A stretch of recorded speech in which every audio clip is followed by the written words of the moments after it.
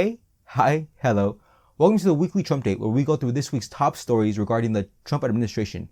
I'm your host, Gerardo Sosa, and this week we start things off with the White House releasing a memo saying that lawyers can't just file cases just to harass or delay, make false claims, and argue things without legal or factual support. Trump targeting law firms that file, quote, frivolous lawsuits against the administration. Since February, Trump has signed executive orders targeting 5 law firms with punishments like revoking their attorney security clearances, canceling federal contracts, investigating their hiring processes, and banning them from accessing federal buildings. Some are scared this would affect lawyers' ability to challenge anything that the Trump administration may do or is currently doing. We heard Republicans voice concerns over Elon Musk's comments criticizing Social Security after referring to it as a Ponzi scheme, saying that he talks too much and is too unscripted. The White House said that nobody should worry about their benefits being cut, but should expect those to continue looking into Social Security for waste, fraud, and abuse. Senate Minority Leader Chuck Schumer defended against backlash from fellow Democrats after some of the party's top voices suggested that it might be time for new leadership. The backlash caused after his decision to support a bill to avoid a government shutdown last week. When asked if he was feeling pressure to step down, Schumer said that he's not going to step down and that supporting the bill was bad,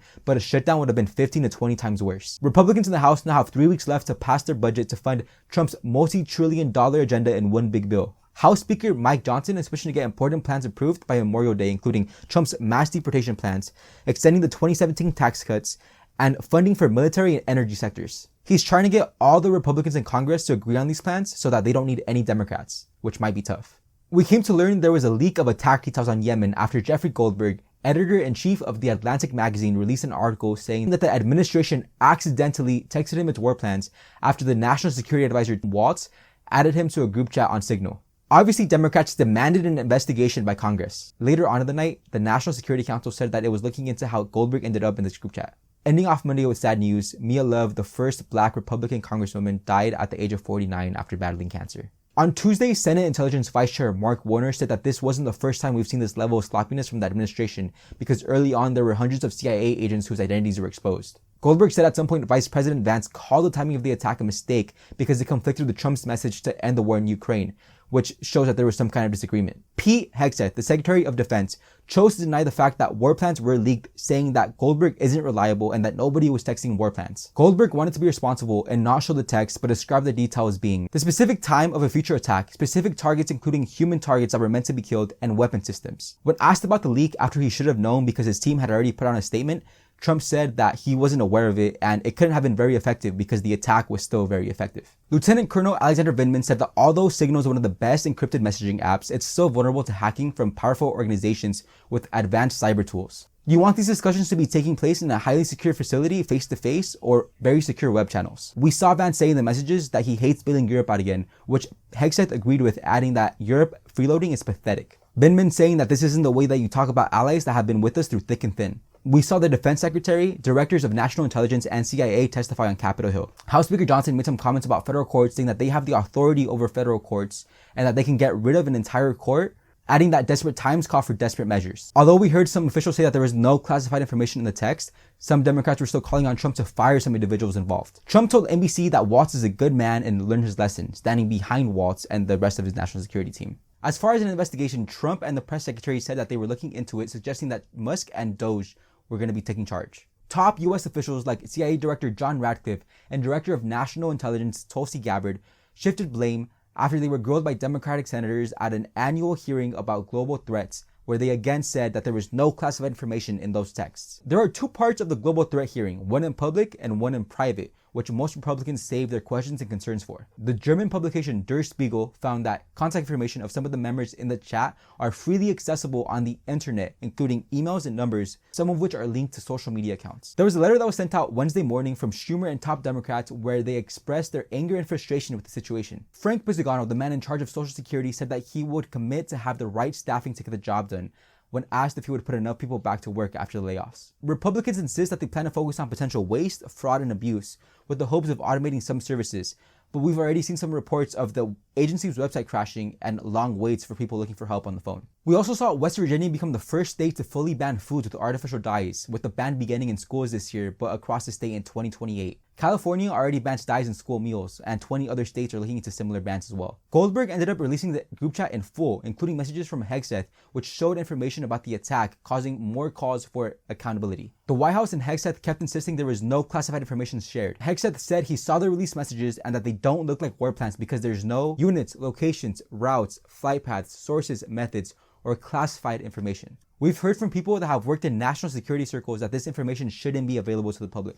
On Thursday, we saw some Republicans joining Democrats calling for a stronger response like firing people, with Mike Waltz and Pete Hegseth being in the center of the discussion. When Trump was asked if he thought Hegseth should be let go, he said that he's doing a great job and had nothing to do with this, saying that signal could be defective. The group chat was titled Houthi PC Small Group, which implies there are other small groups. Israeli officials are mad because one of their sources that helped in the attack was leaked. Now looking at immigration. On Sunday, the administration deported another group of Venezuelan migrants, including alleged gang members, but this time they were sent back home to Venezuela, which the government agreed to under threat of US sanctions. On Monday night, a court filing revealed that the administration refused to share details about the flight using the state secret privilege. Attorney General Pam Bondi, Secretary of State Marco Rubio, and Department of Homeland Security Secretary Kristi Noem all filed sworn declarations in the district case saying that the information that Boasberg was trying to find was so classified that Boasberg couldn't even hear it behind closed doors. This included questions like when the plane took off, who was on board, and what time the flight arrived to El Salvador. One of the concerns was that out of all the people that were deported, not one of them sat in front of a judge. The administration was arguing that Washington, D.C. might not be the right place for the lawsuit because the actual crime occurred in Texas,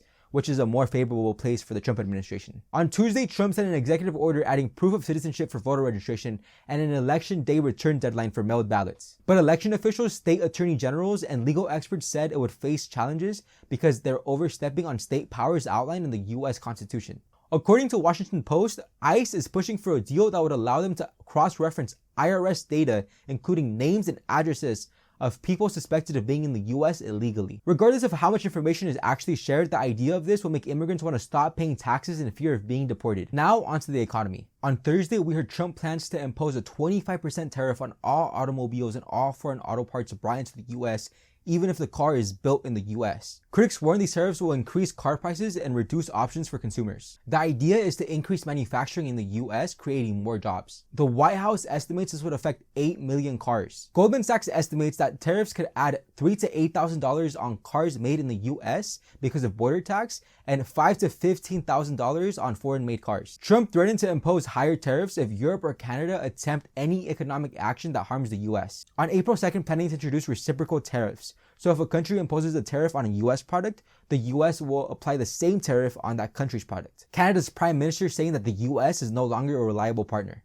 Now onto global news. On Sunday, US and Russian representatives met in Riyadh, Saudi Arabia, and are expected to meet again. The Russian parliament's upper house said that the US and Russian delegations understand each other's views. Meanwhile, Ukraine and Russia continue to attack each other. Allegedly, on Monday, a Ukrainian drone attacked an oil pumping station in southern Russia. Dmitry Peskov, Kremlin spokesperson, said that the Russian military had been obeying the order to halt attacks on energy facilities for 30 days, but that Ukraine is trying to derail the partial ceasefire. On Sunday evening, an Israeli strike on a hospital in Gaza killed a senior Hamas leader and an aide. The Hamas-run health ministry said that 730 people have been killed since the end of their 2-month ceasefire, raising the death toll past 50,000. That's 1 in 46 people of the 2.3 million pre-war population. Just for context, in November, a UNS Human Rights Office said that 70% of the victims over a 6-month period were women and children. Another Hamas leader was killed by a separate Israeli strike earlier in the day. The Greenland trip that was originally planned for Friday was scaled back. Vance, the second lady, and Mike Waltz all took off for Greenland Friday morning.